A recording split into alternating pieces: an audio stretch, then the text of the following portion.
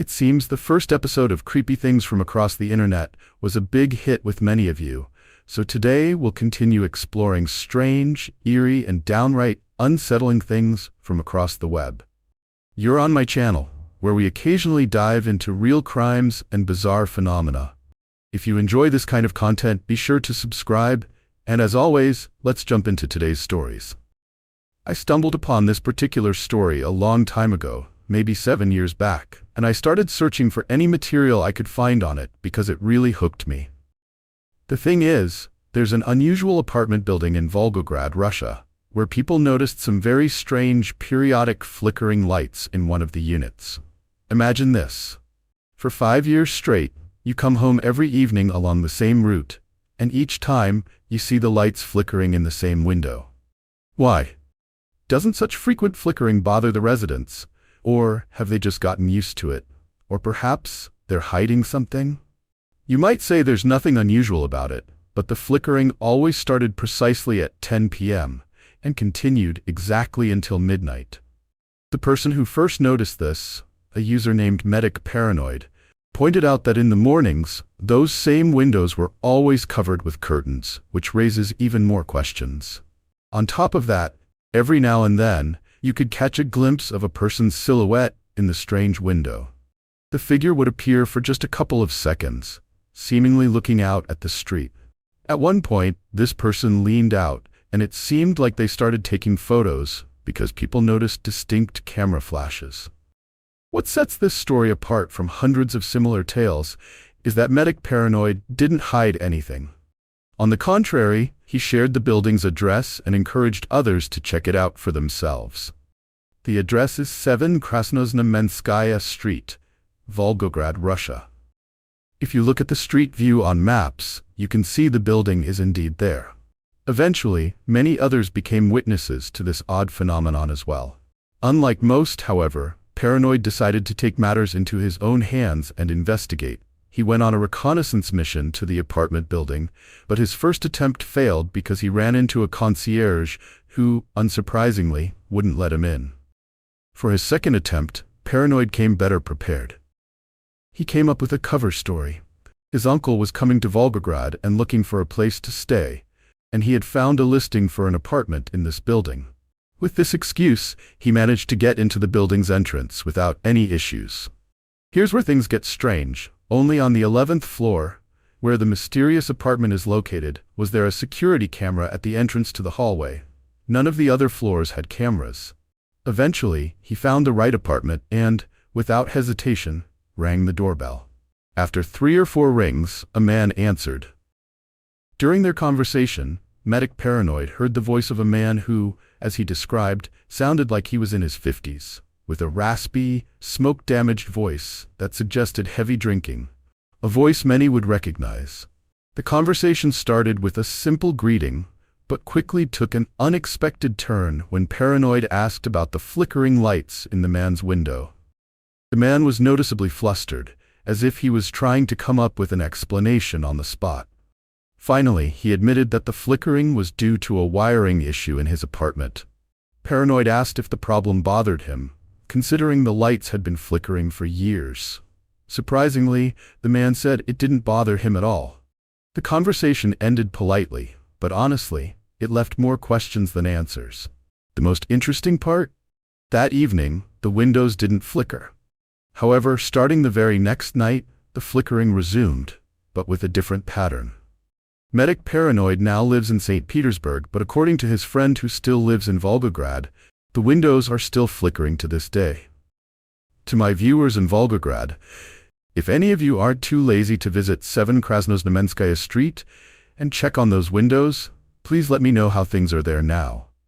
By the way, Paranoid's channel and videos are still up on YouTube, Gathering Dust. If you want to check out the original source, the link will be in the description. In the Western Internet, there's a popular term called frogging. It refers to secretly living in someone else's home without their knowledge or permission.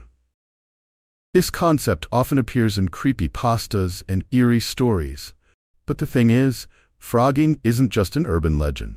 There have been hundreds of documented cases where uninvited guests settled in attics, hid inside walls, or even slept under beds, all while the unsuspecting homeowners had no idea. The term comes from the behavior of frogs, which hop from lily pad to lily pad in search of a place to live, or sometimes just for the thrill of it.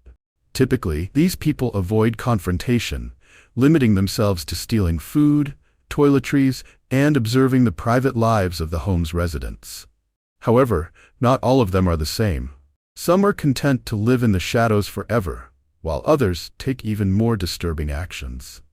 It was December 2019, and Brittany and James Campbell were a military couple living in Hawaii, stationed there for the next 2 years. They chose a home where they could peacefully raise their 2 sons, a modest but 2-story house located in the relatively safe city of Honolulu. I say relatively because I've already shared a story from Honolulu on this channel before. In September of that year, the Campbells went on a week-long vacation to the mainland U.S. Although the couple lived on what many would call a paradise island, they desperately wanted to get away for a while, not just to visit relatives. Unfortunately, Hawaii turned out to be far from the fairy tale they had hoped for. Just a few months earlier, they noticed something odd. Their garage was in disarray, even though no one had been inside. Someone had broken in, opened all the storage drawers, and sorted their contents into strange piles. At first, they thought they'd been robbed, but they soon realized nothing valuable was missing. A thorough search of the entire house turned up no additional clues, so the Campbells chalked it up to local kids messing around and tried to put it behind them. However, Brittany couldn't shake the feeling that something was off. In the nights leading up to their trip, she was repeatedly woken by unsettling noises, doors slamming, floorboards creaking, drawers rattling. Each time she went to investigate the source of the sounds, she found nothing. But the noises happened so frequently that they kept her on edge. Naturally, Brittany couldn't help but feel a growing sense of unease. The strange occurrences in their home, combined with the mysterious mess in the garage, left her questioning what was really going on. Was it just her imagination, or was there something, or someone, lurking in their house?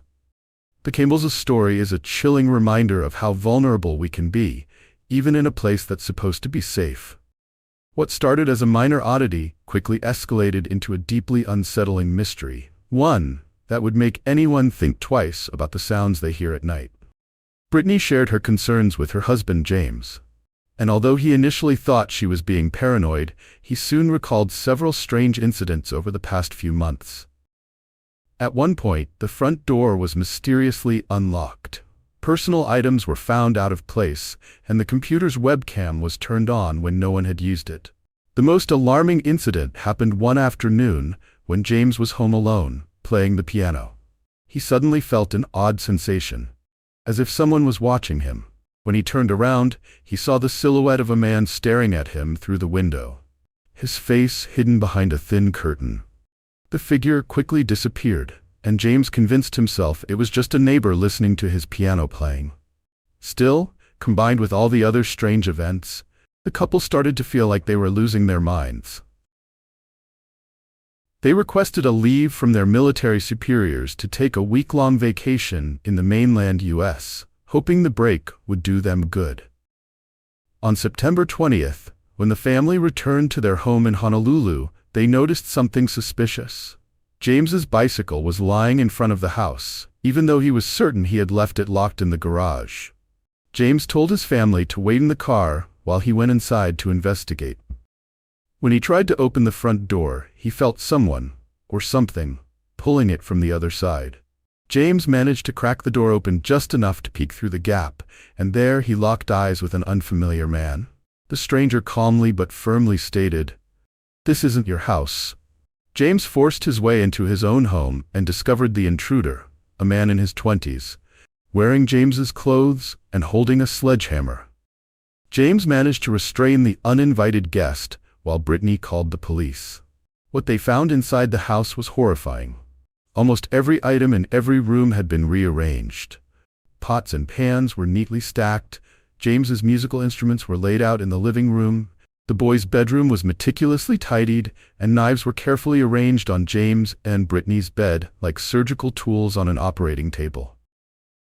The most disturbing discoveries were on the family's laptop. The intruder had left a video recorded on the webcam, a parody of a bizarre makeup tutorial. Even more unsettling was a digital diary he kept, which detailed the movements and personal conversations of each family member. This confirmed that the man had been living in their home for months, watching them.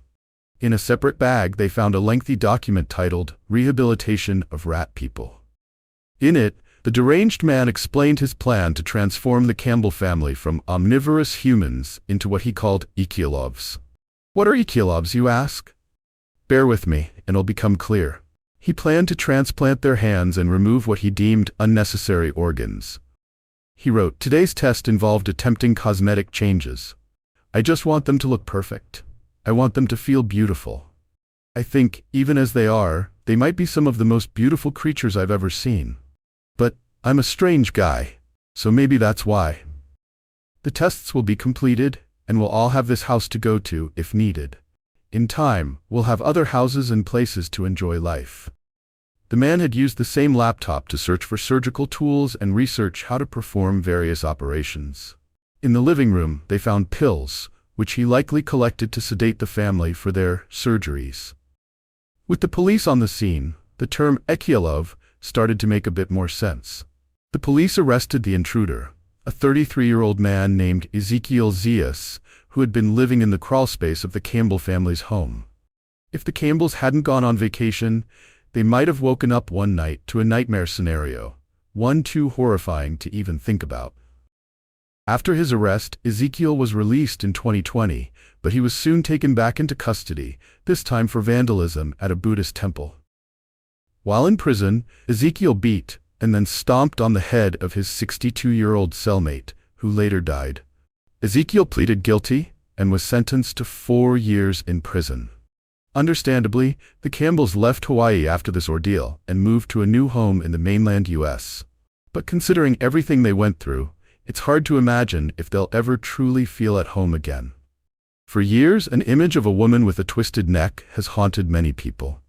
You might have come across it before, though it first appeared online in early 2010. It gained significant attention after a Japanese magazine called Dangerous Images for Your Brain made it public. In an article titled "The Woman Staring at the Camera," the magazine explained that the image was a screenshot from a 2009 episode of the TV show Rannoki. The shot was taken when the camera panned to the audience in the studio. Among the crowd, one woman stood out. Her deathly pale skin, unnaturally twisted head, and menacing smile, directed straight at the camera, made her a terrifying sight. After the article's publication, the image spread widely across the internet, especially on the Japanese platform 2chan. It even made it onto the infamous Japanese list of things you should never search for. Rumors began to spread that the episode featuring this woman was pulled from airing at the creator's request, as they desperately tried to prevent people from watching it again. Online, people started calling the episode cursed, believing it could have a devastating effect on a person's mind. They claimed that once you saw her face, it was too late. She'd appear with her head twisted like a corkscrew, entering your room, staring at you with distorted eyes and a chilling smile. But don't panic just yet, because I'm here to reveal the truth and show you that you might not be doomed after all. While the original image did come from an episode of Rannoki, things aren't quite as they seem. Online, you can find an earlier version of the screenshot where the woman's neck is less twisted and her skin appears paler. It's still creepy, but it's not the original. Here's the real image. Aside from the woman looking directly at the camera, there's nothing unnatural about her. Moreover, this woman was spotted in another episode of the show, proving she was just a regular audience member, not a paranormal entity. So why did the image become so eerie on internet forums? The audience member was simply mimicking the host, who had tilted his head during a joke. Likely, a forum user noticed her notable imitation and decided to Photoshop the image. It's possible someone else took that initial edit and turned it into the creepier version that became famous. The article that sparked all the hype was published by Quorum magazine, a publication notorious for its lack of journalistic integrity. They probably just took the image from an image board and fabricated a story around it. This raises the question, Does the woman in the photo even realize the storm she caused online, all because of a simple head tilt? It just goes to show how the internet can turn a molehill into a mountain. Imagine what'll happen as AI technology advances. I recently saw a video where an AI-generated version of a politician was defending a controversial figure, and it was terrifying. YouTube now requires labeling videos that use AI, signaling we're on the brink of a new era of information.